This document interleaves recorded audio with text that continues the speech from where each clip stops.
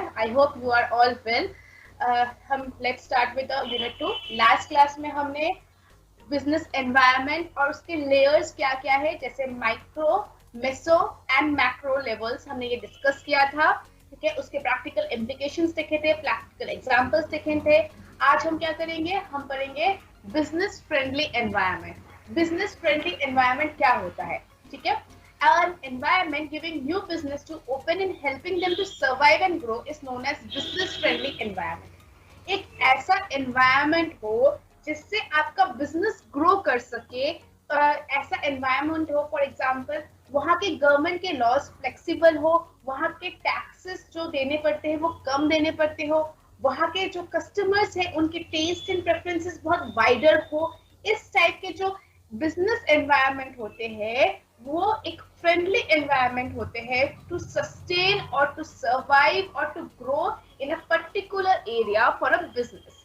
ठीक है, तो इसको हम क्या कहेंगे, बिजनेस फ्रेंडली एनवायरनमेंट. मतलब जहां पर एक ओपननेस है, जहां पर पॉलिसीज बहुत लिबरल है, जो in favour of the business operations है, उसको हम बिजनेस फ्रेंडली एनवायरनमेंट कहेंगे. Okay, it can be characterized by certainty of operations, huge demand and opportunities, security of transactions, growth of enterprise, ease of access to resources, reliable judiciary and legal system. कौन से characteristics होते हैं एक business friendly environment में? Number 1, वहाँ certainty of operations होते हैं. मतलब जो भी सप्लाई चेन में या प्रोडक्शन चेन में जो जो पर्टिकुलर फंक्शंस है, starting from the planning to the controlling, every functions has to be in a proper manner. ठीक है, अगर ऐसा हो रहा है तो that is a business friendly environment. ठीक है, next is huge demand and opportunities. एक ऐसा बिजनेस आप ऑब्वियसली करना चाहेंगे जहां पर आपके प्रोडक्ट्स की ह्यूज डिमांड हो. ठीक है, कस्टमर्स आपके प्रोडक्ट्स को पसंद कर रहे हैं, आप एक मार्केट शेयर में एक आपका पोटेंशियल शेयर है, आप स्टैंड करते हैं, कस्टमर्स आपके प्रोडक्ट्स को की लाइकिंग्स बहुत ज्यादा है, तो इसलिए अब उसकी डिमांड भी बहुत ज्यादा होगी. तो this is second characteristics of a business friendly environment. Okay, next is security of transactions. We have seen that आजकल क्या होता है, मोस्टली ऑनलाइन ट्रांजैक्शंस हो रहे हैं. ठीक है, क्लिक ऑर्गेनाइजेशंस बहुत ज्यादा इन मेजर वैरायटी में क्लिक ऑर्गेनाइजेशंस है. अब क्लिक ऑर्गेनाइजेशन में मोड ऑफ पेमेंट मैंने आपको बताया था. मोड ऑफ पेमेंट क्या होता है? ऑनलाइन पेमेंट्स होते हैं. यूजुअली 90% टाइम्स ऑनलाइन पेमेंट होते हैं. तो ऑनलाइन पेमेंट जो है वो सिक्योर होना चाहिए, कोई फ्रॉड नहीं हो रहा है, कोई आपके जो पिन है, क्रेडिट कार्ड डेबिट कार्ड की जो पिन है, ओटीपी है, वो कोई एक्सेस तो नहीं कर पा रहा, थर्ड पार्टी कोई एक्सेस तो नहीं कर पा रही. जहां पर इस ऐसे बिजनेस एनवायरनमेंट में जहां सिक्योरिटी ऑफ ट्रांजैक्शंस हो, that is known as a business friendly environment, and this is the third characteristics of business friendly environment. Okay, next is growth of enterprise. Growth of enterprise जहां पर एक particular organisation की growth हो रही है. ठीक है, एक आपने इकोनॉमिक्स में पढ़ा होगा प्रोडक्ट लाइफ साइकिल. ठीक है, जहां पर पहले सर्कल ऐसे जाता है graph and then it decreases. मतलब पहले इंट्रोडक्शन स्टेज होता है, उसके बाद एक मैच्योरिटी स्टेज आती है. ठीक है, मैच्योरिटी के बाद डिक्लाइनिंग स्टेज आती है और फिर एग्जिस्ट हो जाते हैं. तो बिजनेस वही चाहिए जो मैच्योरिटी स्टेज हाईएस्ट लेवल तक ले, मतलब ज्यादा नंबर ऑफ टाइम्स तक उनकी मैच्योरिटी स्टेज हो. डिक्लाइनिंग स्टेज आने पर भी वो कुछ इनोवेटिव प्रोडक्ट्स लाए जो कि कस्टमर्स को पसंद आए, और इसके कारण उनका growth of enterprises should be on a larger scale और इन अ इंक्रीजिंग वे. ठीक है, जो ग्राफ है वो इंक्रीजिंग होना चाहिए. ये ऐसा एक बिजनेस फ्रेंडली एनवायरनमेंट का ये फोर्थ कैरेक्टरिस्टिक्स है. ठीक है, next is ease of access to resources. कोई भी प्रोडक्ट बनाने के लिए रॉ मटेरियल्स की जरूरत होती है. रॉ मटेरियल्स प्रोक्योर करते हैं, उसका एक प्रोक्योरमेंट चेन होता है कि वो पहले अगर आप फॉर एग्जांपल पोटैटो चिप्स बना रहे हैं, ठीक है, तो आप पहले फार्मर्स से पोटैटोज प्रोक्योर करेंगे. तो ये किस फार्मर से किस क्वालिटी के प्रोडक्ट्स पोटैटोज आप प्रोक्योर करेंगे, that comes in this ease of access to resources. आप कितने इजीली उनसे एक्सेस कर पा रहे हैं, या फिर अगर कोई सप्लायर सप्लाई नहीं कर पा रहा है ड्यू टू सम कंडीशंस, तो कोई दूसरा सप्लायर आपके पास है या नहीं. ठीक है, तो ये जहां पर ऐसे एक सिस्टमैटिक चेन होगा for ease to access to resources, that is the fifth characteristics of business friendly environment. Okay, Next is reliable judiciary and legal systems.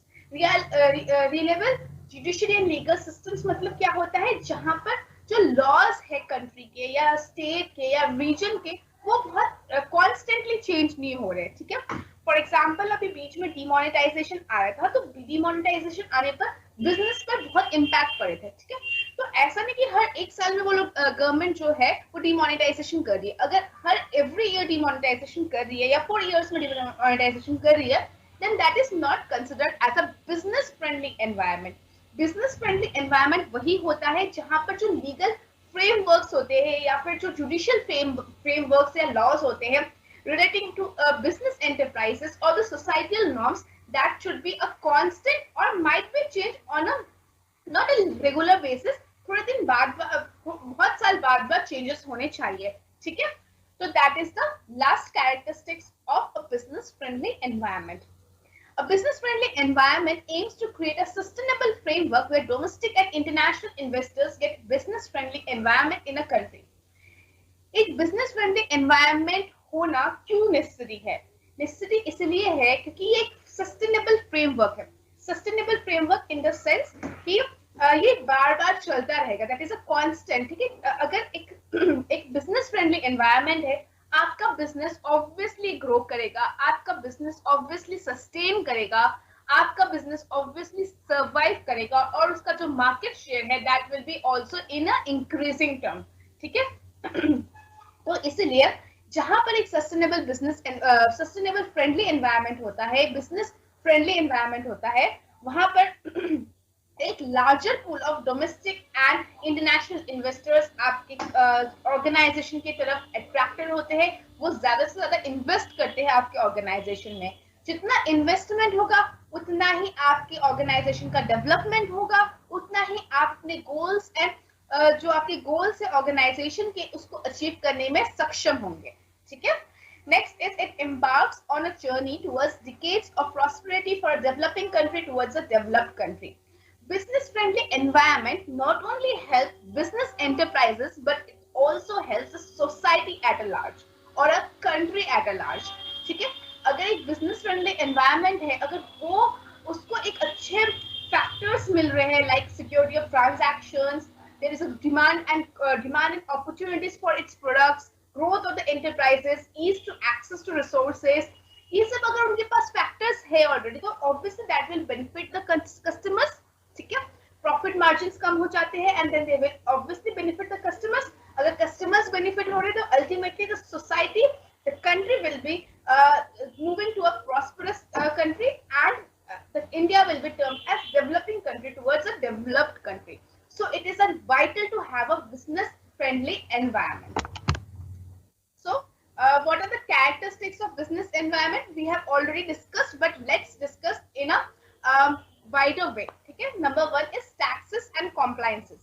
Ease of understanding and ease of complying with local tax laws and other judicial compliances are factors to encourage business development. जैसे कि मैंने बताया था, legal and judiciary जो laws है, जो system है, वो कांस्टेंट होने चाहिए, या फिर जो लोकल टैक्स लॉज है, या फिर उसको कब आपको रिटर्न फाइल करना है, all relating to income tax or the taxes related to business like GST, ये सब पर एक easy understanding होनी चाहिए, easy compiling procedures होने चाहिए, systematic procedures होने चाहिए और एक transparent procedure होने चाहिए, ठीक है, कि कहीं पर कुछ गड़बड़ी तो नहीं हो रही, कोई ऑडिटिंग करते वक्त कुछ मैल प्रैक्टिसेस तो नहीं कर रही है. These all if these all are not happening, कोई मैल प्रैक्टिसेस नहीं हो रही है, कोई फ्रॉडिंग नहीं हो रही है, then it is the characteristics of a business friendly environment. Okay, economies with fair share of taxes for transparent corporate and consistent tax structure can better forecast firms expenses and revenues and thus enhance the corporate participation in the market.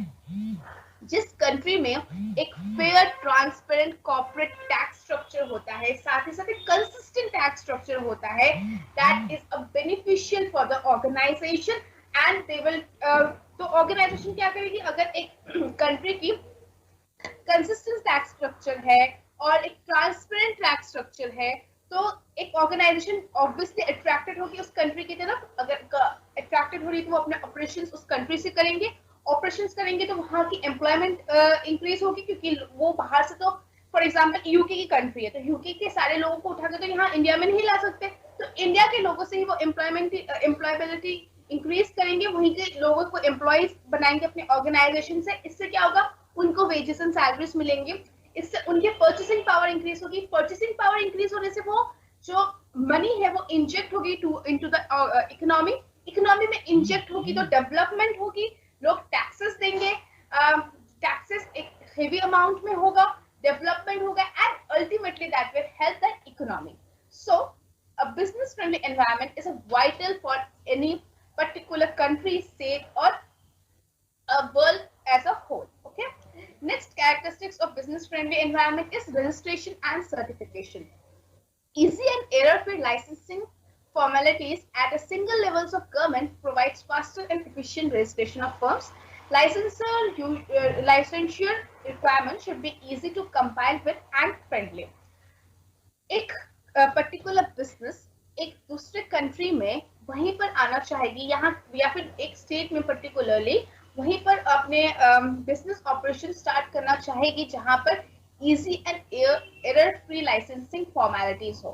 ठीक है, जैसे कि आपको पता है, जैसे company form करने के लिए बहुत सेवरल स्टेप्स से गुजरना पड़ता है, साथ ही साथ that is very hectic and not only hectic, बहुत लॉन्ग, बहुत टाइम कंज्यूमिंग है। ठीक है, टाइम कंज्यूमिंग, बहुत सारे डिफरेंट लेवल्स ऑफ गवर्नमेंट से गुजरना पड़ता है, पहले सेंट्रल गवर्नमेंट की वो लेना पड़ता है, उसका स्टेट गवर्नमेंट का, बहुत सारे डिफरेंट स्ट्रक्चर्स के लेवल से गुजरना पड़ता है to get the incorporation certificate by a company. ठीक है, सो in order to be a business friendly environment, in order to make a country a business friendly environment, it is very necessary that there should be an easy and error-free licensing formalities, और ऐसी formalities जो एक single level of government में हो, मतलब मुझे different area में जाकर different प्रोसीजर्स को फुलफिल नहीं करना पड़ रहा है, मैं एक पर्टिकुलर प्लेस में एक पर्टिकुलर गवर्नमेंट स्ट्रक्चर में ही मैं अपने सारे जो प्रोसीजर्स है, जो रजिस्ट्रेशन और सर्टिफिकेशन के प्रोसीजर है फॉर ऑर्गेनाइजेशन, वो मैं जल्दी और एफिशिएंट वे में कर पा रहा हूँ। That will make a business friendly environment. Okay, next is special economic zones. Special economic zones have unique economic regulations that differ from other areas in the same country or region. Special economic zones facilitate rapid economic growth by leveraging tax incentives to attract foreign investment and spark technological advancement. Special economic zone क्या होते हैं? Special economic zone जैसे आपने देखा होगा नोएडा में बहुत सारे स्पेशल इकोनॉमिक जोन है, इवन ग्रेटर नोएडा में भी है। वो क्या होते हैं, एक पर्टिकुलर एरिया को हम स्पेशल इकोनॉमिक जोन में, हम मतलब गवर्नमेंट स्पेशल इकोनॉमिक जोन में कन्वर्ट कर देते हैं। स्पेशल इकोनॉमिक जोन्स वो होते हैं जहां पर एक टैक्स लिवरेज दिया जाता है, मतलब टैक्स को कम कर दिया जाता है, टैक्स इंसेंटिव्स दिया जाता है, साथ ही साथ डिफरेंट सब्सिडीज दिया जाता है, साथ ही साथ वहाँ के जो प्रोडक्ट्स उस पर्टिकुलर एरिया में जो कंपनीज है या ऑर्गेनाइजेशंस है, वो जो भी प्रोडक्ट्स बना रही है उसको कंज्यूमर्स तक लाने में गवर्नमेंट हेल्प करती है, साथ ही साथ उसको प्रमोट करने में भी गवर्नमेंट हेल्प करती है। ठीक है, और ये सब क्यों करती है, ताकि फॉरेन इन्वेस्टमेंट उस पर्टिकुलर एरिया में आए, उस पर्टिकुलर कंपनीज में आए, और अगर फॉरेन इन्वेस्टमेंट आएगी तो ऑब्वियसली एक कंट्री में डेवलपमेंट होगा। ठीक है, सो एक बिजनेस फ्रेंडली एनवायरनमेंट वहीं पर होता है जहां पर स्पेशल इकोनॉमिक जोन्स हो। स्पेशल इकोनॉमिक जोन्स में एक रैपिड इकोनॉमिक ग्रोथ होता है, क्योंकि वहां टैक्स इंसेंटिव्स मिलता है, टैक्स सब्सिडीज मिलता है, साथ साथ डिफरेंट अदर बेनिफिट्स मिलते हैं।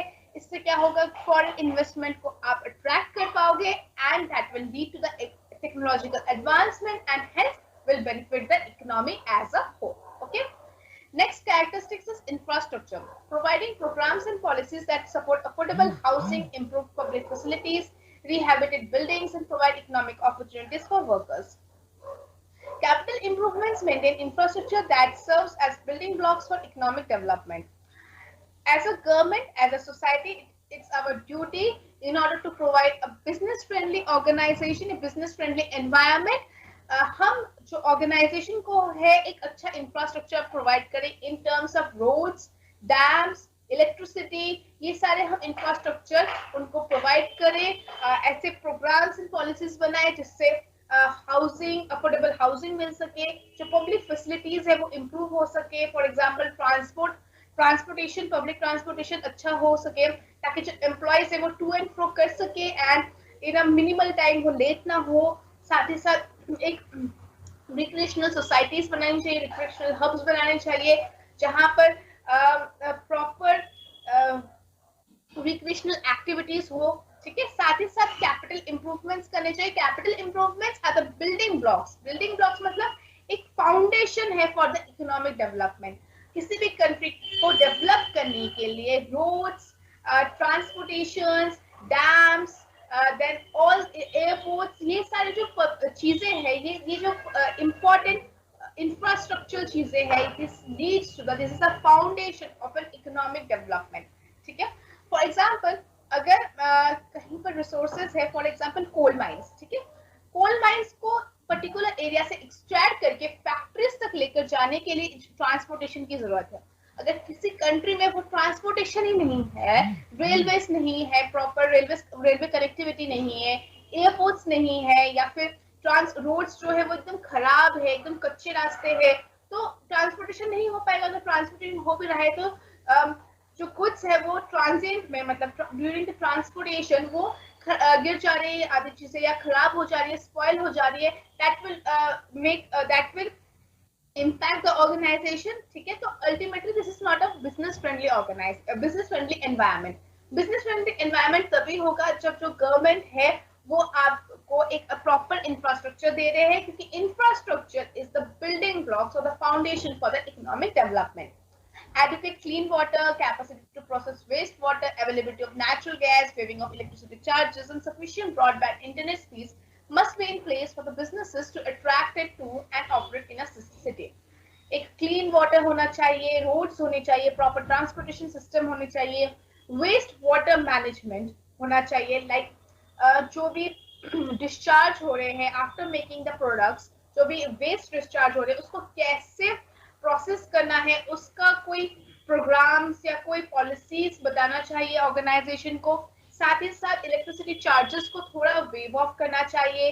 फिर एक sufficient broadband speed, internet speed देना चाहिए, मतलब जगह जगह पर टावर्स होने चाहिए। ये सब चीजें जब होंगे, ये सारी इंफ्रास्ट्रक्चर जब प्रोवाइड किया जाएगा, then only a business will attracted to and operate in a city, in a country। Okay, now next characteristics is the regulation। Regulations in a business friendly environment should be consistent and reliable। Frequently changing regulations create confusions and discourage businesses। एक business friendly environment तभी create हो सकती है जब उसके laws and legal procedures या जो भी उससे related है वो that should be consistent and reliable। consistent मतलब वो regularly वैसा होना चाहिए, कोई changes नहीं आने चाहिए as such। ठीक है, नेक्स्ट इज रिलायबल। रिलायबल मतलब आप जो लॉस रख रहे हैं that should be to the point. Okay, कोई कंफ्यूजन नहीं होना चाहिए, कोई बातों को घुमाने वाली बात नहीं होनी चाहिए। ठीक है, टू द पॉइंट होना चाहिए, और आपको मेक श्योर करना पड़ चाहिए एज अ गवर्नमेंट कि उस फ्रेमवर्क को एवरी ऑर्गेनाइजेशन मान रही है। ठीक है, कोई डिस्क्रिमिनेशन नहीं हो रही है डिफरेंट ऑर्गेनाइजेशन के साथ। तो this will make a business friendly environment। Okay, at the same time regulations should not require special skills and equipment to comply with। regulations will only be successful if they have the authority to impose its implementation and ensure safe and secure environment। मतलब एक regulation तभी successful होती है जब authority जो है, यहाँ पर authority in the sense for example municipal department है, या फिर स्टेट गवर्नमेंट है, या फिर सेंट्रल गवर्नमेंट है, वो जो पॉलिसीज इम्पोज कर रही है वो सेफ और सिक्योर है, वो कंसिस्टेंट है, रिलायबल है, then only it will create a business friendly environment। Okay, policies and practices can be developed and implemented that can create and retain employment opportunities and promote a business friendly environment। ठीक है, in addition lengthy, costly and unpredictable land use regulations can greatly deter firm development। अगर कोई particular area में land use के लिए बहुत ज्यादा costly lengthy procedures है, So that will obviously obstruct the organizations to invest or to start a business in that particular area. ठीक है, लैंड यूज रेगुलेशंस क्या होते हैं? एक पर्टिकुलर लैंड जो होते हैं, क्योंकि आजकल ग्लोबल वार्मिंग बहुत ज्यादा बढ़ रही है, तो गवर्नमेंट मेक श्योर कर रही है कि जो लैंड है उसका कोई गलत वे में यूज तो नहीं हो रहा है, लाइक पोल्यूशन क्रिएट तो नहीं हो रहा है, या फिर डिफॉरेस्टेशन होने के बाद वो लैंड को यूज तो नहीं किया जा रहा है। इसीलिए बहुत सारे रेगुलेशंस लगाए गए हैं by Indian government, but that regulation should not come in hindrance with the development of the organizations, or it should not be lengthy, costly and unpredictable land use regulations. ठीक है, so these are the characteristics of business friendly environment. Apart from this, there should be training programs and workshops. Government undertaking steps to invite business in corporations must start flagship programs of entrepreneurship and skill development. जैसे कि आप देख रहे हैं, after coming of Modi government, BJP government, उन्होंने prime minister Narendra Modi ने बहुत सारे entrepreneurship and skill development projects start किए हैं। Make in India, made in India, make in India, then skill India, ठीक है, ये सारे बहुत सारे प्रोग्राम्स किए हैं। इवन आपका जो यूनिवर्सिटी है, स्कूल ऑफ ओपन लर्निंग, आपके कॉलेज में भी एक एंटरप्रेन्योरशिप सेल है, जहां पर आपको 3 मंथ्स के फ्री वर्कशॉप्स भी दिया जा रहा है। सो ये सारे जो अपॉर्चुनिटीज है, that will broaden your aspects, ठीक है, आप सेल्फ इंडिपेंडेंट हो पाएंगे, आप अपने खुद के पैरों पर खड़े हो पाएंगे, in the sense that you will be self independent, और आपको किसी और पर रिलायबल नहीं होना पड़ेगा for the employment. Entrepreneurship not only help you to sustain your living, but also अगर आप एंटरप्रेन्योरशिप, आप एक कंपनी ऑर्गेनाइजेशन स्टार्ट करें, आप डिफरेंट लोगों को एम्प्लॉयमेंट भी दे रहे हैं, ठीक है। तो इस टाइप के training programmes and skill development और ये एंटरप्रेन्योरशिप प्रोग्राम्स, ये सब टाइम टू टाइम गवर्नमेंट्स को ये स्टेप्स लेना चाहिए, ताकि जो बिजनेसेस है वो अट्रैक्ट हो towards this kind of programmes. And साथ ही साथ ट्रेनिंग, काउंसलिंग सेशंस, ये सब गवर्नमेंट को स्टार्ट करना चाहिए, गवर्नमेंट को देना चाहिए to the employees of an organization, in order to help them to overcome the hurdles for smooth functioning of the operations. Okay, next is incentives. A subsidy or government incentives is a form of financial aid or support extended to an economic sector or institution, business or individual, generally with the aim of promoting economic and social policy. Incentives क्या होते हैं? Incentives एक subsidy होते हैं, subsidy होते हैं, और government incentives होते हैं, एक फाइनेंशियल एड होता है। लाइक अगर फॉर एग्जांपल गैस सिलेंडर आपको 850 रुपीज में मिल रहा है, ठीक है, तो जो बिलो द पॉवर्टी लाइन है उनको सब्सिडी दिया जाता है by the government, that you can purchase at ₹700, ठीक है। जो 150 रुपीज का वो सब्सिडी दिया जाता है उनको, कि क्योंकि आपकी इनकम लेवल इतनी ज्यादा नहीं है, तो इसलिए आप कम रिड्यूस प्राइस में आप ये सिलेंडर परचेस कर सकते हैं। सिमिलरली ऑर्गेनाइजेशन में भी डिफरेंट काइंड ऑफ सब्सिडी दिया जाता है, फाइनेंशियल एड दिया जाता है, ताकि उनको सपोर्ट किया जाए। फॉर एग्जांपल जो स्टार्टिंग ऑर्गेनाइजेशन, जो न्यू ऑर्गेनाइजेशन होते हैं, स्टार्टअप्स होते हैं, ठीक है, उनको बहुत ज्यादा सब्सिडी दिया जाता है। लाइक वुमेन एंटरप्रेन्योरशिप को बहुत प्रमोट किया जा रहा है, इसलिए वुमेन को बहुत कम इंटरेस्ट रेट में लोन्स प्रोवाइड किया जाता है। So these all are the incentives, these all are the subsidy. इन सब के बारे में आप और भी डिटेल्स में पढ़ पाएंगे अगर आपने एंटरप्रेन्योरशिप वाला प्रोग्राम आप लेंगे, that is free of cost. उसमें आप not only that will help for overall development of your personality, but आपको वो आपके करिकुलम में भी हेल्प करेगा, क्योंकि इस आपके बिजनेस ऑर्गेनाइजेशन एंड मैनेजमेंट में भी बहुत सारे टॉपिक्स एंटरप्रेन्योरशिप से रिलेटेड है। एंटरप्रेन्योरशिप पर एक पर्टिकुलर टॉपिक भी है, तो आपको वहां पर प्रैक्टिकल एग्जांपल्स भी मिलेंगे, आप एक डिफरेंट पर्सपेक्टिव के साथ भी आंसर कर पाएंगे, ठीक है। सो आई विल सजेस्ट कि आप वो प्रोग्राम भी ज्वाइन कीजिए, ठीक है। Next is government subsidies will help an industry by allowing the producers to produce more goods and services. This increases the overall supply of those goods or services, increases the quantity demanded for goods or services, and lowers the overall price of goods and services. Government in subsidies क्या करती है, industries को allow करती है कि वो ज्यादा से ज्यादा goods and services goods produce करे, सर्विसेज रेंडर करे, क्योंकि उन्होंने एक सब्सिडी दिया है, एक सपोर्ट दिया है, एक फाइनेंशियल एड दिया है, जिससे उनकी overall supply of goods and services will increase और क्वांटिटी डिमांड भी इंक्रीज होगी, and that will lowers the overall price of the goods and services, that is उनका प्रॉफिट मार्जिन इंक्रीज होगा. Okay, now let's come to the business ethics. Business ethics क्या होता है? ठीक है, ये जो बिजनेस एथिक्स टॉपिक्स है ये आप अभी स्टार्टिंग है आपका ग्रेजुएशन में, फर्स्ट सेमेस्टर में भी आप पढ़ रहे हैं, आप थर्ड सेमेस्टर में भी ये पढ़ेंगे, कुछ ना कुछ कहीं ना कहीं आपको ह्यूमन रिसोर्स मैनेजमेंट में बिजनेस एथिक्स आते हैं. हर जगह पर this ethics will come through out your life. ठीक है, even in masters or PhD or anything, even if you are doing a CFA or CS or CA, then only this ethics chapter will definitely come to your syllabus. ठीक है, so this is an important aspect not only from the point of view of your syllabus but also a practical implications to your personality. Okay, so what is the business ethics? The word ethics is derived from the Greek word ethos. एक Greek word से निकला हुआ है, which is a Greek word that is ethos, which means character. ठीक है, आपका character कैसा है? ठीक है, ethics is a branch of philosophy concerned with human character and conduct. It is the discipline dealing with what is good and bad, with moral duty and obligation. Business ethics implies general ethical ideas to business behavior. Business ethics क्या होता है? ये एक philosophy, एक subject है, वहां से निकला हुआ है. ठीक है, with the Greek word Ethos which is totally concerned with the human character and conduct.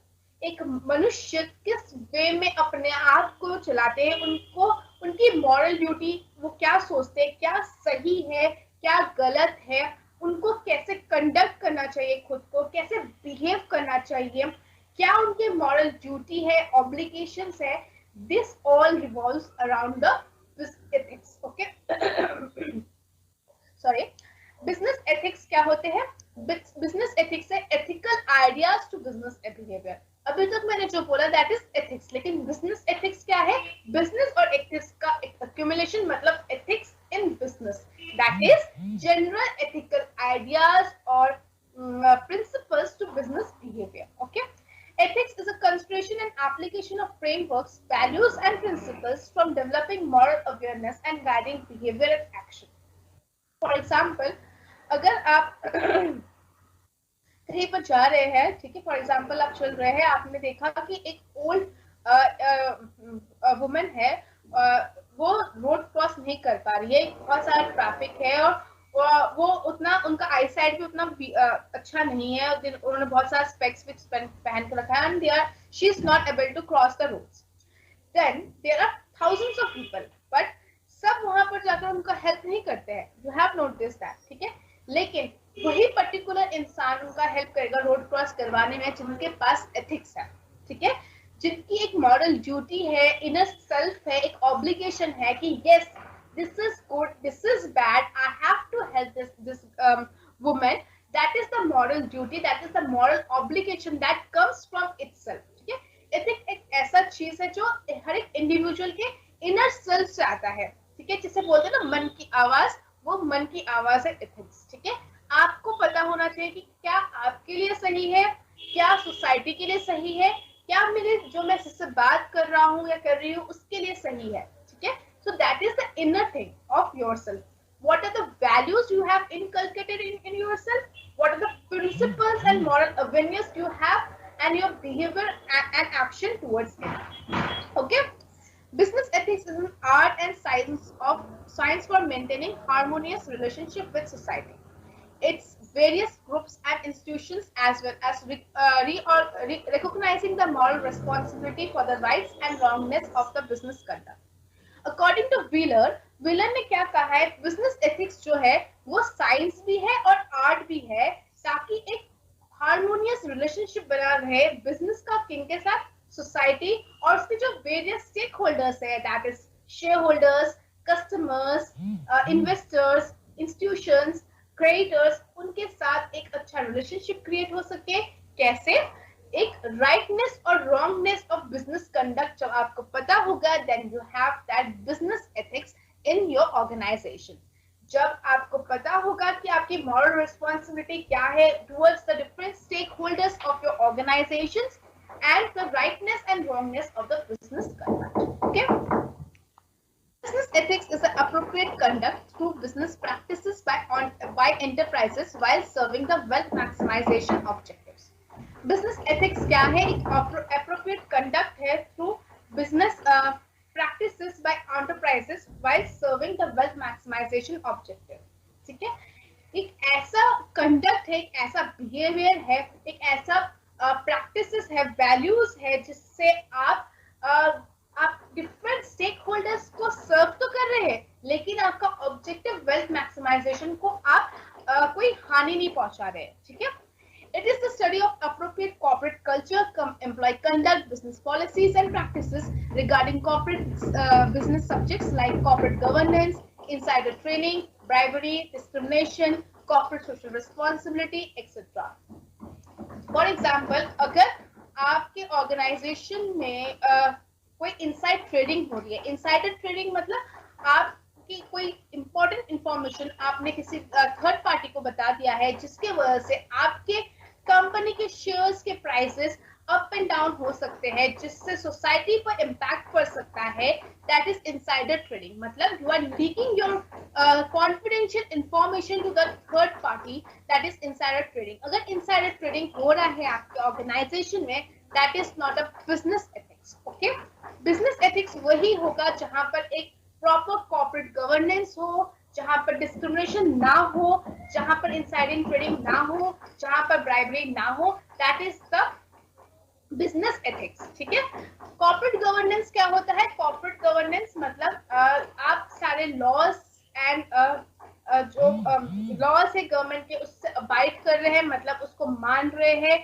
साथ ही साथ आप अपने जो स्टेक होल्डर्स है उनके बारे में सोच रहे हैं, साथ ही साथ अपने वेल्थ मैक्सिमाइजेशन ऑब्जेक्टिव को भी साथ में रख रहे हैं।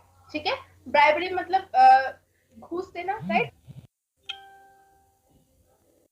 डिस्ट्रीब्यूशन पर आपको पता है, लाइक दो शेयर होल्डर्स है, आपने एक शेयर होल्डर्स को ज्यादा डिविडेंड दिया, एक शेयर होल्डर्स को कम डिविडेंड दिया, लेकिन दोनों के पास जो शेयर इक्विटी प्राइस है, इक्विटी सेम परसेंटेज में है, दैट इज द डिस्क्रिमिनेशन। ठीक है, और साथ ही साथ आप कॉर्पोरेट सोशल रिस्पॉन्सिबिलिटी भी कर रहे हैं। कॉर्पोरेट सोशल रिस्पॉन्सिबिलिटी क्या है? आपका principle, values, morals towards the society कैसा है, आप सोशल रिस्पॉन्सिबल, आप सोशली कितने रिस्पॉन्सिबल है, that is corporate social responsibility. Corporate social responsibility we will discuss in further topics, so don't worry about that. So I guess अब तक आपको समझ में आ गया होगा क्या होता है बिजनेस एथिक्स। बिजनेस एथिक्स क्या है? एक कोड ऑफ कंडक्ट है, इनर सेल्फ का एक प्रिंसिपल्स है, मोरल्स है कि how the business are expected to follow while doing the business. ठीक है, बिजनेस को किस तरीके से करना चाहिए बिजनेस, ताकि आपकी कॉर्पोरेट सोशल रिस्पॉन्सिबिलिटी हो सके, आप कॉर्पोरेट गवर्नेंस को भी फुलफिल कर सके, आप डिस्क्रिमिनेट भी ना करें, ब्राइबरी भी ना दे, इनसाइड ट्रेडिंग भी ना हो। So this all crucial aspects are come under the purview of business ethics. Okay, so now what are the ideals of business ethics? business ethics ideals को हम principles भी कहते हैं। अगर example में अगर आपके पास business principles of business ethics आ गया, तो you can also write like that. apart from that, it is also known as ideals of business ethics. तो सबसे पहला ideals क्या है? principle of conscience. principle of conscience क्या होता है? it is based on the inner feeling of persons to analyze the sense of right and wrong. आपको पता होना चाहिए इनर फीलिंग से क्या सही है, क्या गलत है। ठीक है, on this basis the businessman can determine different roles and behaviours at different levels. Okay, next is principle of spirit. Principle of spirit क्या कहता है? According to this principle, businessman should give due attention to make best possible services and try to develop the feelings of devotion and truthfulness in services.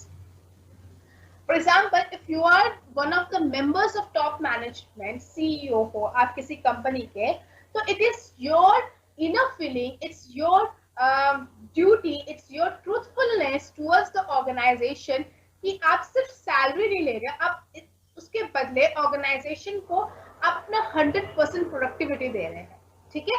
ये this is called the principal of spirit. आपके अंदर वो spirit है, आपके अंदर वो जज्बा है to give the devotion and truthfulness in services towards the organisation, ठीक है। All the behavior and activities should be based on values and service motive in the business. जो भी activities है in a business enterprises, starting from production, starting from procurement, production, human resource development, recruiting, everything, compensation, everything from point A to point Z, everything should be on the spirit of service motive and value addition. Okay.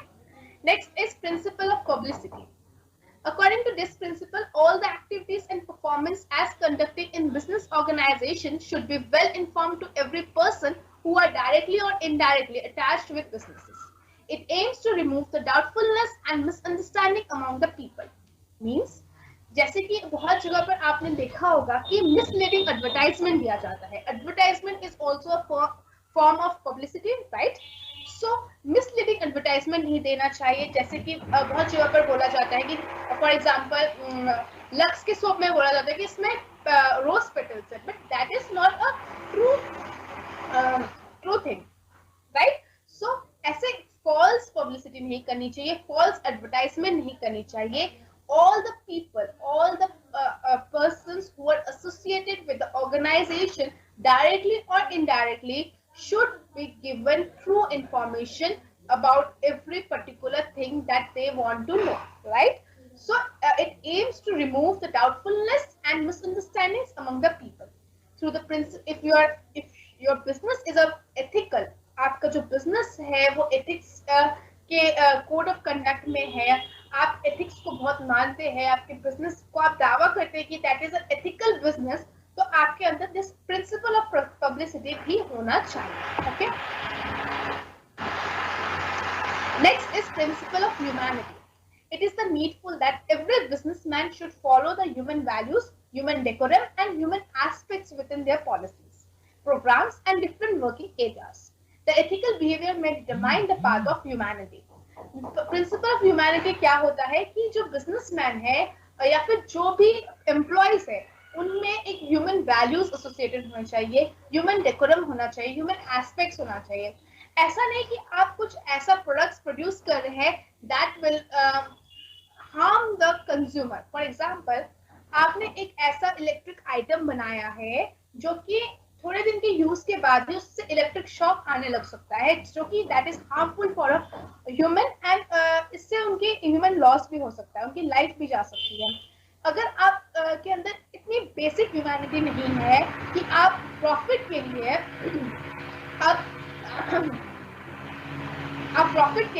अपने human values को, decorum को खराब कर रहे हैं, that is not comes under the purview of business ethics. So the ethical behavior may determine the path of humanity. आप जिस तरीके से बिहेव करेंगे, एथिकली बिहेव करेंगे, आपकी ह्यूमैनिटी उतनी ही तरीके से दिखेगी. ठीक है. Next is principle of rationality. On the basis of ethical code of conduct, every businessman should analyze and evaluate the good or bad, right or wrong, ethical or unethical aspects within their business transactions and day-to-day working of the business houses. They must follow the rational attitudes and behaviors. Rationality मतलब क्या होता है कि आपको पता होना चाहिए कि क्या सही है, क्या गलत है, क्या गुड है, क्या बैड है. Ethical, unethical aspects relating to the business transaction and day-to-day working of the business houses. आपको पता होना चाहिए कि किसमें क्या डिफरेंसेस है, आपके इनर एस्पेक्ट में होना चाहिए, आपके पास एक रैशनैलिटी होनी चाहिए, like what is wrong, what is right, you have a rationality in yourself. ठीक है. So this will lead to a business ethics. Next principle is principle of communicability. According to this principle, there is a need to make effective means of communication with the internal and external persons as engaged in the business houses. The communication should be clear, open, and in justified manners. जो communication होनी चाहिए, for example अगर आप investors के साथ कोई communication कर रहे हैं, कोई डील कर रहे हैं, तो आप सारे जो आपके क्लॉजेस है, प्रिंसिपल्स है, उसको डिस्क्लोज कर रहे हैं. ठीक है. आप कुछ हिडन नहीं रख रहे हैं.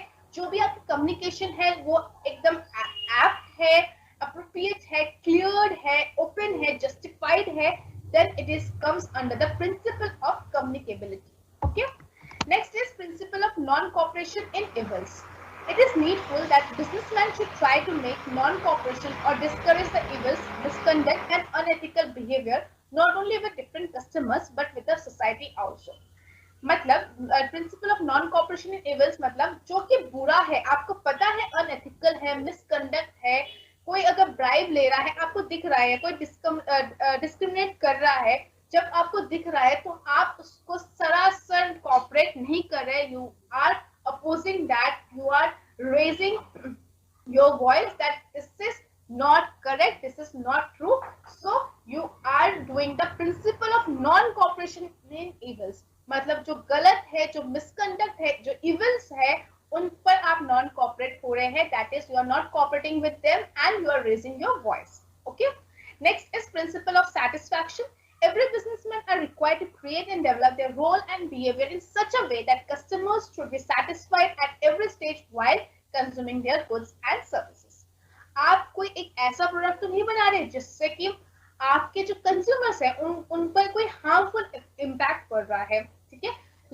तो फिर that is not comes on the preview of business ethics. Business ethics तभी होगा जब आप प्रिंसिपल ऑफ सैटिस्फैक्शन के जो प्रिंसिपल ऑफ सैटिस्फैक्शन को आप डेवलप कर रहे हैं in yourself, that is the customers जो है वो एंड यूजर्स है, वही अल्टीमेटली आपके ब्रेड अर्नर्स है, राइट. अगर आपने जो प्रोडक्ट्स बनाए हैं वो कस्टमर्स को पसंद नहीं आएंगे, then they will not purchase it again and that will not make it your profitable organisation. तो जो आप प्रोडक्ट्स बना रहे हैं that should be satisfied your customers at every stage while consuming their goods and services.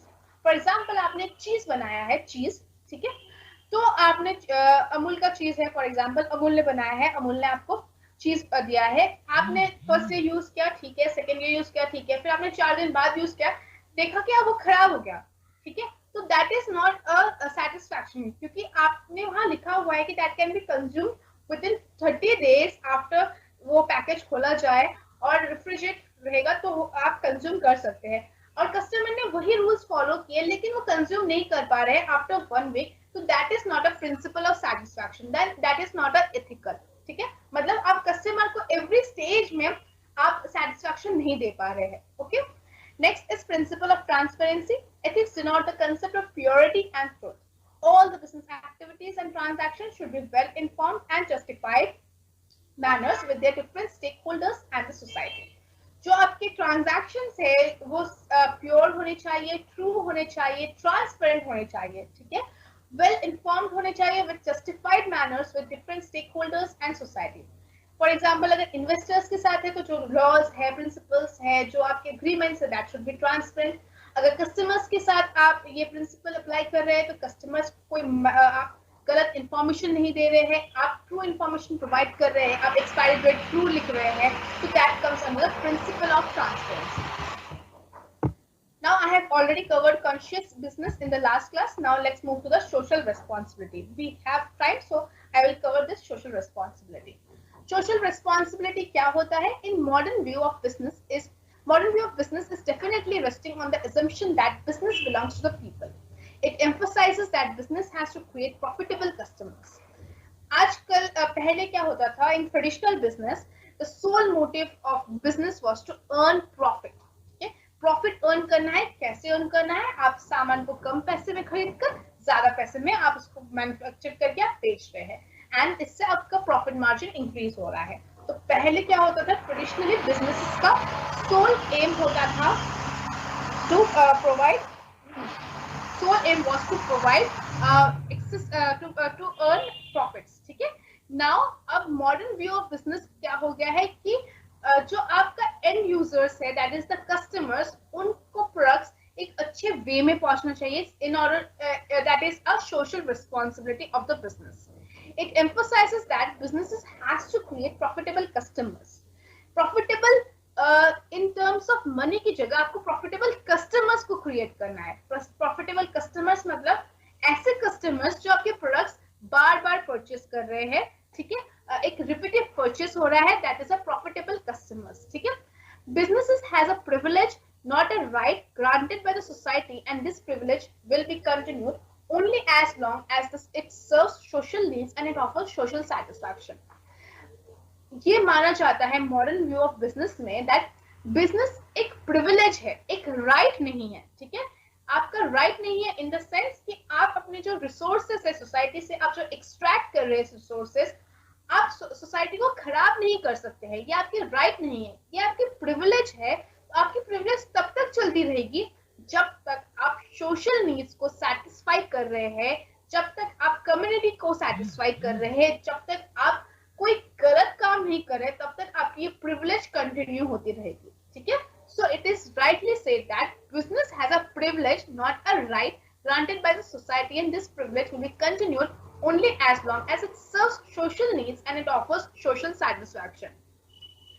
Since modern education is changing day by day, तो आपके exam में भी ना इस टाइप के क्वेश्चंस आ जाते हैं, ठीक है। फॉर एग्जाम्पल वो कुछ ऐसे पहले क्या होता था एग्जैक्टली वो दे देते थे क्वेश्चंस, क्वेश्चन पेपर सेटर क्या करते थे, write about social responsibility, then you write about social responsibility, features, characteristics and who are responsible, how the organisation is responsible to different stake holders, आप ये सब लिखते हैं। लेकिन अब ऐसे क्वेश्चंस नहीं आते हैं। अभी क्वेश्चंस किस टाइप के आते हैं, इन्वर्टेड कॉमर्स में दे देंगे, business has a privilege not a right granted by the society and this privilege will be continued only as long as it serves social needs and it offers social satisfaction, inverted comma close, and लिखा होगा do you agree, yes or no and comment, ठीक है। तो आपको समझना पड़ेगा कि ये जो लाइन्स है वो आप किससे रेड कर सकते हैं, ठीक है। So this is comes for the social responsibility, जहां पर बोला गया है कि बिजनेस एक प्रिविलेज है, एक राइट नहीं है। प्रिविलेज है तो प्रिविलेज तब तक रहेगा जब तक आप सोसाइटी को बेनिफिट्स देंगे, जब तक आप सोसाइटी के नीड्स को सर्व करेंगे, जब तक आप सोसाइटी के लोगों का सेटिस्फाई करेंगे through your products and services, okay. Now, business plans and policies as well as programs are expected to act as instruments of social change and are to be implemented with effective controls to promote maximum public welfare. Business plans and policies should be like ऐसे बनाना चाहिए जिससे आप socially change ला सके, ठीक है। अगर society में कुछ मैल प्रैक्टिसेस हो रहे हैं या फिर फॉर एग्जांपल आज से 10-20 इयर्स पहले वुमेन एजुकेशन उतना ज्यादा प्रमोट नहीं था, ठीक है, था एक सर्टेन लेवल तक, लेकिन उतना ज्यादा नहीं था, मतलब वुमेन लिटरेसी रेट बहुत कम था। लेकिन बहुत सारे बिजनेस एंटरप्रेन्योर्स ने, बहुत सारे बिजनेस ऑर्गेनाइजेशंस ने सोशल रिस्पॉन्सिबिलिटीज के थ्रू, कॉर्पोरेट सोशल रिस्पॉन्सिबिलिटीज के थ्रू बेटी पढ़ाओ बेटी बचाओ ऐसे सारे इनिशिएटिव्स, फिर जैसे डाबर का आता है एक एडवर्टाइजमेंट की ₹1 आप कम जो भी आप परचेज करेंगे प्रोडक्ट, उसका ₹1 will be contributed to the education of a girl child. तो इस टाइप की सोशल रिस्पॉन्सिबिलिटीज एक ऑर्गेनाइजेशन को लेने चाहिए, ठीक है। Business socially responsible business firm must respond favorably to the needs, desires and problems of its stakeholders such as customers, employees, suppliers, shareholders, bankers, government and general public. एक social responsible business firm वही होते हैं जो needs and desires and problems of stakeholders को cater करते हैं, जो भी कस्टमर्स है, एम्प्लॉयज है, सप्लायर्स है, शेयर होल्डर्स है, इनके जो नीड्स है, इनके जो डिजायर्स है, इनके जो प्रॉब्लम्स है, उनको उनके बारे में सोचते हैं, उस प्रॉब्लम्स का सोल्यूशन निकालने की कोशिश करते हैं। That makes a corporate social responsible organisation, okay. According to HR Bowen, obligation to pursue those policies, to make those decisions or to follow those lines of action which are desirable in terms of objectives and values of our society. Social responsibility क्या है? एक obligation है to make such a policies or to make such a decisions that will follow those lines of action जो कि desirable हो society के objectives के लिए, society के values के लिए, ठीक है? The actions taken by business which help society to achieve more of its objectives are socially responsible actions which may be classified as internal or external to a business. जो आप social responsible actions करते हैं organizations, वो दो categories में divide होते हैं, that is internal to a business and external to a business. Internal social responsibilities क्या होते हैं, which are largely concerned with the people associated within the organization. ठीक है, जो stakeholders organization में involved है, ऑर्गेनाइजेशन के अंदर है, जो ऑर्गेनाइजेशन को बना रहे हैं, that is comes under the internal social responsibilities. जैसे कि एम्प्लॉइज को आप फेयर प्राइसेस, फेयर वेजेस दे रहे हैं, सैलरीज दे रहे हैं, उनके जो एम्प्लॉय सिलेक्शन हो रहे हैं उसमें जस्टिस हो रहा है, इक्विटी हो रहा है, मोरालिटी है, उनके ट्रेनिंग प्रमोशन इन सब में जस्टिस है, मोरालिटी है, आप उनको डेवलपमेंट करवा रहे हैं, उनकी प्रोडक्टिविटी पर ध्यान दे रहे हैं, that comes under the internal social responsibilities. Okay, next is external social responsibility, that is towards the community and broader society as well as the environmental concerns. Community के ऊपर, सोसाइटी की तरफ और एनवायरमेंटल कंसर्न की तरफ जो जो social responsibility है ऑर्गेनाइजेशन की, उसको हम एक्सटर्नल सोशल रिस्पॉन्सिबिलिटी कैटेगराइज करेंगे. Okay, so what are the responsibility of business enterprise towards stakeholders and society in general? Number one is shareholders, consumers, environment, employees and society. Responsibility of business enterprises towards shareholders क्या है, consumers क्या है, environment क्या है, employees क्या है, society क्या है, ये हम डिस्कस करेंगे in our consequent slides. सबसे पहले shareholders की तरफ क्या obligation है, क्या social responsibility है. सबसे पहले the first obligation towards the shareholders is to ensure a fair return on capital employed. मतलब उन्होंने जो इन्वेस्ट किया है उस पर एक फेयर रिटर्न मिल रहा है, लाइक उनको डिविडेंड मिल रहा है, उनके शेयर प्राइसेस इंक्रीज हो रहे हैं. शेयर प्राइस तभी इंक्रीज होंगे जब आपकी प्रॉफिटेबिलिटी इंक्रीज होगा, जब आपके कस्टमर्स आपको एक बेटर पोजीशन में देंगे, जब आपकी गुडविल इंक्रीज होगा तो ऑटोमेटिकली आपके शेयर प्राइसेस इंक्रीज होंगे. शेयर प्राइसेस इंक्रीज होंगे तो जो शेयर होल्डर्स है उनकी परचेसिंग पावर इंक्रीज होगी. साथ ही साथ एक फेयर रिटर्न भी आप दे रहे हैं, that is the dividend. Dividend तभी दे पाएंगे जब एक ऑर्गेनाइजेशन में प्रॉफिट हो रहा है. So this is the first obligation of a business enterprise towards shareholders. Next is wider disclosure of information on the part of directors is required. We all know that shareholders कौन होते हैं, owners of the enterprise of an organization होते हैं, लेकिन क्योंकि वो widely scattered होते हैं, different जगह पर होते हैं, तो it is not वो एकदम सही वो सारे पार्टिसिपेट नहीं कर पाते हैं एक ऑर्गेनाइजेशन के decision making में. So it is the duty of the organization to give them a wider disclosure of information on the part of directors is required. Next is the company must protect the assets and use these as trustees of the shareholders. जो assets है company के, वो उनको सही use करना चाहिए, उनको protect करना चाहिए, उन पर ध्यान देना चाहिए, उनको मेंटेन करना चाहिए. This is the obligation of a business enterprise towards the shareholders. Thus, responsibility of company towards shareholders becomes even greater as shareholders cannot demand dividend. Second, unorganized shareholders are scattered all over the country. And third, the proxy system which makes shareholders control ineffective. एक share holders की तरफ responsibility क्यों increase हो जाती है? सबसे पहले कि शेयर होल्डर्स डिविडेंड को डिमांड नहीं कर सकते, क्योंकि ये रूल है कि जब तक प्रॉफिट नहीं हो रहा ऑर्गेनाइजेशन को, और ऑर्गेनाइजेशन जब तक डिक्लेयर नहीं कर रही है प्रॉफिट, इनफ प्रॉफिट हो गया है उनके ऑर्गेनाइजेशन में, तब तक वो डिविडेंड डिक्लेयर नहीं कर सकते. तो जब तक वो डिविडेंड डिक्लेयर नहीं कर सकते तब तक शेयर होल्डर्स का डिमांड नहीं कर सकते हैं. Next is unorganise shareholders है, क्योंकि डिफरेंट एरियाज, डिफरेंट कंट्रीज से लोग शेयर्स लेते हैं, शेयर होल्डर्स होते हैं डिफरेंट कंट्रीज के, और डिफरेंट एक कंट्री में डिफरेंट एरियाज में होते हैं, तो दीज आर स्कैटर्ड. सो वो अपने राइट्स के बारे में उनको उतना पता नहीं होता है. सो it is a duty, it is the obligation of a business enterprises towards the share holders. Okay, next is the obligation of business enterprises towards the customers. According to Drucker, the customer is the foundation of business and keeps its existence. एक customer ही होता है जो कि एक business का foundation होता है, क्योंकि अपने एंड प्रोडक्ट्स एक कस्टमर्स को सप्लाई कर रहे हैं. एक कस्टमर ही अगर आपके प्रोडक्ट्स के यूजेस से वो सेटिस्फाइड है, तभी वो रिपीटेड परचेस करेंगे. ठीक है, सो it is the customer who is the foundation of the business and keeps it in the existence. The following responsibility of business enterprises to consumers are: number one, They should supply goods or services to the customers at reasonable prices and do not try to exploit them by forming cartels.